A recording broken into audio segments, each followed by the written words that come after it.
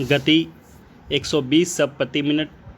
Dictation शुरू होने में समय शेष है 5 सेकेंड। Ready, start.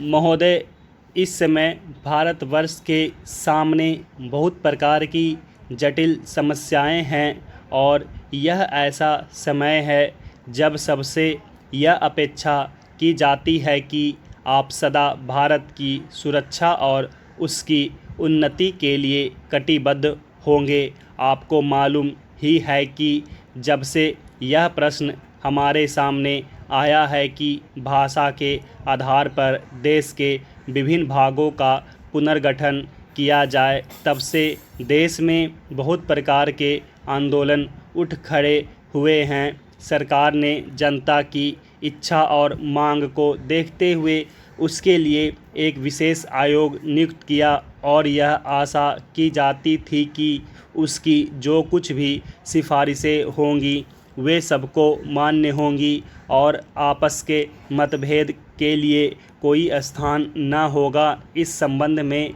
सरकार ने जो भी निर्णय किए उनमें से अधिकांश निर्णय सर्वसम्मति से ही हुए हैं, परंतु दुख की बात है कि एक दो स्थानों पर मतभेदों ने एक ऐसा रूप ले लिया जो देश के लिए वांछनीय नहीं हो सकता। दुर्भाग्यवश आपका यह क्षेत्र भी उन क्षेत्रों में से एक है। मुझे इस बात की बहुत प्रसन्नता है कि आपने भारत सरकार के साथ सदा सहयोग करने और हर प्रकार से उसके निर्णय को मानकर देश के सुगठित प्रशासन में हाथ बटाने का विश्वास दिलाया है।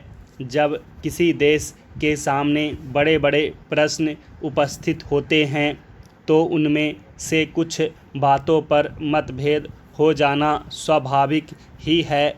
इस युग में जब हम सब काम जनता की सम्मति से करना चाहते हैं और हमारी सरकार भी जनता की बनाई हुई है, तब यदि कहीं मतभेद हो जाए तो उसमें उतावलापन करने की कोई गुंजाइश नहीं रहती, क्योंकि विरोध प्रदर्शन करने के लिए आपके पास पर्याप्त समय है। परंतु एक चीज़ जो हम सबको भली भांति जान लेनी चाहिए और जिसके संबंध में किसी प्रकार के मतभेद की गुंजाइश नहीं होनी चाहिए, वह यह है कि चाहे हमारे मतभेद कितने ही अधिक क्यों न हो, उनको सुलझाने का एक ही उपाय है और वह उपाय यह है कि इस संबंध में निर्णय आपस में बातचीत करके तथा एक दूसरे को समझा बुझाकर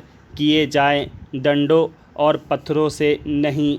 हमने अंग्रेज़ों के विरुद्ध भी, जिन्होंने इस देश को 200 वर्षों तक अपने अधीन रखा, डंडे और पत्थर उठाना गलत समझा और नहीं उठाया। महोदय, तो क्या आपस के छोटे मोटे झगड़ों के लिए हम डंडे और पत्थरों का उपयोग करेंगे और एक दूसरे की भावना, उसकी प्रसन्नता और उसके विचारों का ध्यान नहीं रखेंगे? मैं जानता हूँ कि जिस समय इस योजना के विषय में विचार हो रहा था और रुपये पैसे की कमी के कारण कुछ लोगों को इस बात का संदेह था कि इसको किया जाए या नहीं, उस समय राजस्थान और मध्य भारत ने करोड़ों रुपये जमा करके अपना उत्साह प्रदर्शित किया। इससे लोगों में केवल उत्साह को ही प्रोत्साहन प्राप्त नहीं हुआ, बल्कि उनमें सहयोग की भावना का भी विकास हुआ, क्योंकि इतना बड़ा काम यदि ऐसी भावना पर नहीं तो और किस भरोसे पर हाथ में लिया जा सकता था। मैं चाहता हूं कि आप में से प्रत्येक इस काम को अपना काम समझे और इसमें यथाशक्ति सहायता करे और इसको पूरा करा दें।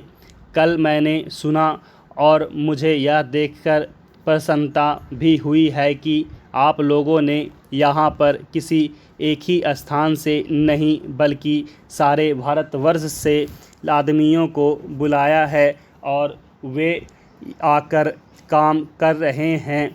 बहुधा ऐसा होता है कि ऊंचे ऊंचे पदों पर बड़े बड़े अधिकारी दूर दूर से आते हैं, पर जो काम कठिन समझा जाता है उसको स्थानीय लोग ही करते हैं। इसके विपरीत मैंने यहाँ यह भी देखा कि केवल ऊंचे पदों पर ही नहीं बल्कि पत्थर तोड़ने तथा पत्थर काटने जैसा ठेठ मजदूरी का काम, जो कठिन सा काम होता है, मद्रास से लोग आकर कर रहे हैं। यह हर्ष की बात है। वे तो मजदूरी के लिए ही आए हैं, परंतु इतनी दूर से आने जाने में उनको सारे देश का ज्ञान हो जाएगा और जितने दिन वे यहाँ रहेंगे उनका यहाँ के लोगों से प्रेम और संपर्क पैदा हो जाएगा, जो सारे देश के लिए अत्यंत आवश्यक है।